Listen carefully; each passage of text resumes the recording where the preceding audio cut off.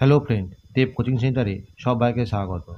আজ তোমাদের মাধ্যমিক ভূগোল ও পরিবেশ বসুমল্লিকের লেখা দশম শ্রেণীর প্রথম অধ্যায় বহির্জাত প্রক্রিয়াতে সৃষ্ট ভূমিরূপ এর থেকে অনুশীলনীর প্রশ্নোত্তর নিয়ে আলোচনা করব, যার মান 5। তোমরা এই প্রশ্নগুলো দেখে নাও, উত্তরগুলো পরে করা আছে। 1 নম্বর প্রশ্ন দেখো, নদীর ক্ষয়কার্যের ফলে গঠিত 3টি প্রধান ভূমিরূপে চিত্রসহ বর্ণনা দাও। এর উত্তর লিখবে, নদীর ক্ষয়কার্যে গঠিত 3টি ভূমিরূপ হলো: 1. গিরিখাত ও ক্যানিয়ন। অত্যন্ত গভীর ও সংকীর্ণ ইংরাজি ভি আকৃতির নদী উপত্যকাকে গিরিখাত বলে। এই নদী উপত্যকা যখন ইংরাজি গভীর আয় আকৃতির মতো হয় তখন তাকে ক্যানিয়ন বলে। উৎপত্তি: নদীর পার্বত্য প্রবাহে যদি কোনো শিলাস্তর অপেক্ষাকৃত কম কঠিন হয় এবং জলপ্রবাহ যদি খুব বেশি হয় তাহলে নদী নিম্নক্ষয়ের সঙ্গে সঙ্গে পাশের দিকে ক্রমশ ক্ষয় সাধন করতে থাকে। এর ফলে নদী উপত্যকা খুব সংকীর্ণ ও গভীর আকার ধারণ করে এবং ভি আকৃতির উপত্যকা বা গিরিখাতে পরিণত হয়। অপরদিকে শুষ্ক অঞ্চলের নদী কেবল নিম্নক্ষয়ের ফলে উপত্যকা গভীর হয় এবং আয়াকৃতির উপত্যকা বা ক্যানিয়নে পরিণত হয়। উদাহরণ: মার্কিন যুক্তরাষ্ট্রের কলোরাডো নদীর গ্র্যান্ড ক্যানিয়ন। তোমরা এই ছবিটা এখানে এঁকে নেবে। 2 নম্বর পয়েন্টে লিখবে মন্থকূপ। অবঘর্ষ প্রক্রিয়ায় নদীখাতে সৃষ্ট ছোট ছোট প্রায় গোলাকার গর্তগুলিকে মন্থকূপ বলে। এই ছবিটা তোমরা এখানে এঁকে নেবে। এরপরে লিখবে উৎপত্তি। পার্বত্য অঞ্চলে এবড়ো খেবড়ো বা অসমান নদীপথে জল পাক খেতে খেতে এগোতে থাকে। এই জলের সঙ্গে বাহিত নুড়ি, পাথর, শিলাখণ্ডগুলিও পাক খেতে থাকে এবং নদীর তলদেশে আঘাত করে প্রায় গোলাকার গর্তের সৃষ্টি করে। এগুলি মন্থকূপ নামে পরিচিত। উদাহরণ: জব্বলপুরের পূর্ব দিকে গৌর নদীর তলদেশে অনেক মন্থকূপ দেখা যায়। 3 নম্বর পয়েন্টে লিখবে প্রপাতকূপ।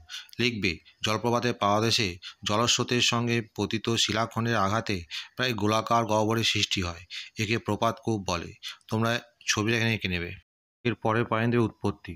অবঘর্ষ প্রক্রিয়ায় জলপ্রপাতের পাদদেশে ক্ষয় ক্রমশ বাড়তে থাকে এবং মন্থকূপগুলি আকার ও আয়তনে ক্রমশ বেড়ে একে অপরের সাথে মিলিত হয়ে গর্তের আকার ক্রমশ বৃদ্ধি করে ও প্রপাতকূপের সৃষ্টি করে।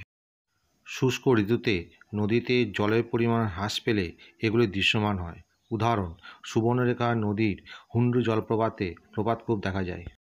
2 নম্বর প্রশ্ন দেখো, নদীর উচ্চগতিতে ক্ষয়, মধ্যগতিতে বহন এবং নিম্নগতিতে সঞ্চয় কার্য সম্পন্ন হয়।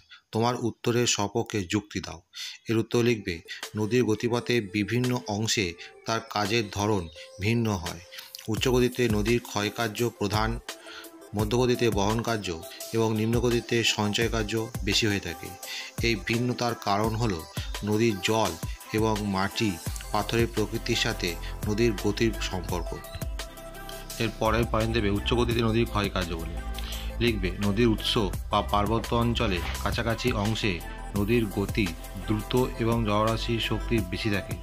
এই কারণে নদী তার গতিপথের মাটি, পাথর ও অন্যান্য উপাদানকে ভেঙে বহন করতে সক্ষম হয়। এই প্রক্রিয়াই হলো ক্ষয়কার্য। নদী তার জল এবং মাটি পাথরের সাথে ঘষে ক্ষয় করে, যা ভি আকৃতির উপত্যকা, জলপ্রপাত এবং অন্যান্য পার্বত্য ভূমিরূপ গঠন করে। নেক্সট পয়েন্ট দেবে মধ্যগতিতে নদীর বহন কার্য। লিখবে, নদী যখন পার্বত্য অঞ্চল থেকে সমতল বা নিম্নভূমিতে আসে নদীর গতি ধীরে ধীরে কমে যায়। এই সময় নদী তার গতিপথে ক্ষয় করে সংগ্রহ করা মাটি, পাথর ও অন্যান্য উপাদান বহন করতে থাকে। এই সময় নদীর বহন ক্ষমতা বেশি থাকে এবং এটি মাটি ও পাথরের টুকরোগুলিকে দীর্ঘ দূর পর্যন্ত পরিবহন করে নিয়ে যায়।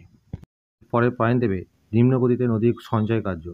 লিখবে, নদী যখন সমতল বা নিম্নভূমিতে পৌঁছায় তখন তার গতি আরও কমে যায়।